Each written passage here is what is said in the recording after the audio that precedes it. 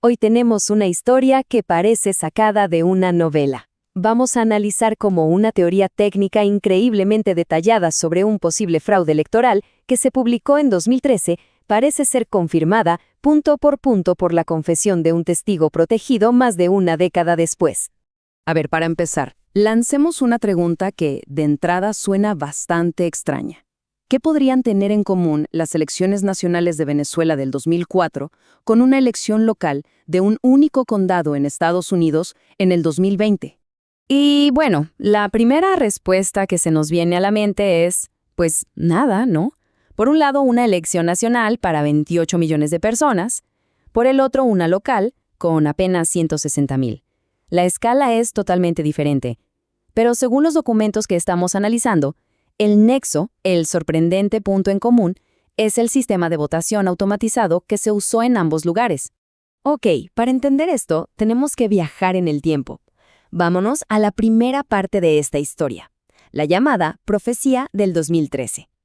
Se trata de una hipótesis técnica muy detallada, publicada por un especialista en computación venezolano, Luis Manuel Aguana, que describía un supuesto método de fraude en 10 pasos. La idea central de esta teoría es fundamental para entender todo lo demás. La clave, según el autor, no era hackear las máquinas de votación, sino algo mucho más sutil.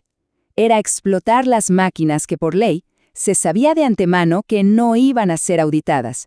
Y no eran pocas, ¿eh? Estamos hablando del 46% del total de las mesas. O sea, piénsenlo un momento. La manipulación, según esta teoría, solo tenía que suceder donde nadie iba a mirar. Al concentrar todo el esfuerzo en las máquinas no auditadas, el resultado final, el conteo total, iba a cuadrar perfectamente con los comprobantes físicos de las máquinas que sí se revisaron. Crearía, pues, una fachada de total legalidad.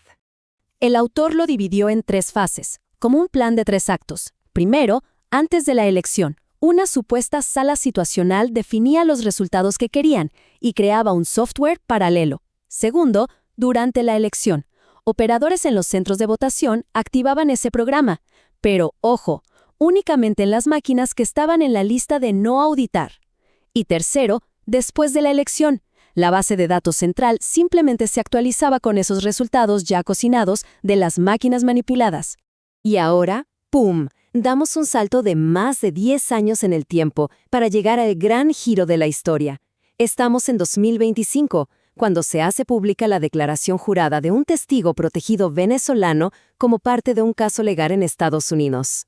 Y para que entendamos el peso de su testimonio, escuchemos lo que dijo esta persona bajo juramento. Cito: «Tengo 20 años de experiencia en sistemas electorales.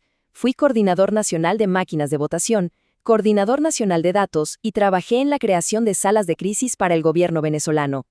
Claramente alguien que, según afirma, conocía el sistema desde sus entrañas. En su testimonio aparece un nombre clave: SAES Data Utility. Suena súper técnico, pero en palabras simples, era una herramienta que oficialmente servía para hacer pruebas de seguridad del sistema. Sin embargo, lo que el testigo declara es que su función oculta era otra: emular máquinas de votación y transmitir resultados falsos. Lo que el testigo está diciendo, básicamente, es que, con esta herramienta, ni siquiera hacía falta tocar la máquina de votación real. Permitía que operadores, desde un centro de comando, simularan ser una máquina y transmitieran votos directamente al sistema central, saltándose por completo el aparato físico.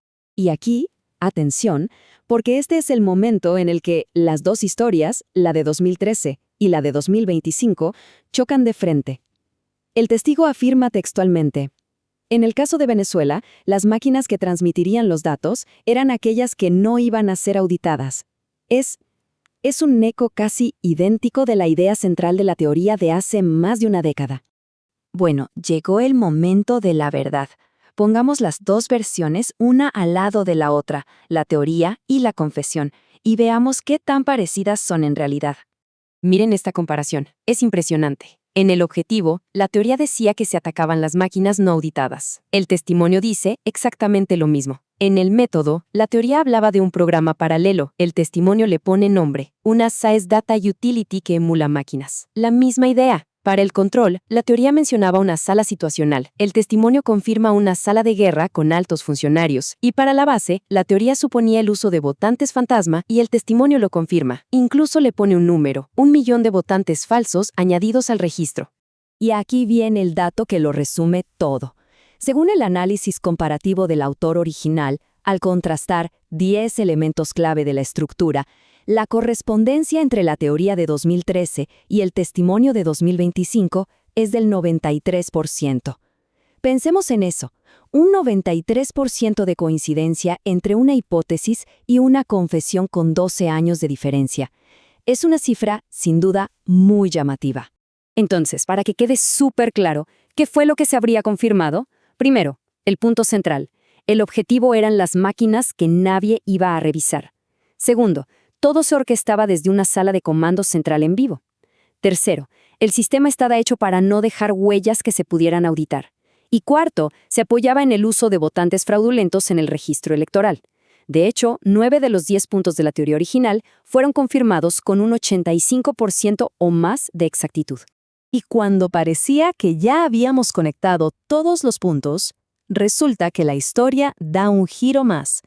El testimonio del testigo añadió una dimensión internacional que la teoría original ni siquiera había contemplado. Según el testigo, todo se resume en una cadena de compras de empresas. En 2005, la empresa Smartmatic compra al estadounidense Sequoia Voting Systems. Años después, en 2010, Dominion Voting Systems le compra a Sequoia a Smartmatic. Y aquí viene lo importante. El testigo declara que, en estas transacciones, el software central SAES y sus presuntas vulnerabilidades se habrían transferido de una compañía a otra. Y con esto cerramos el círculo. Volvemos a esa pregunta del inicio.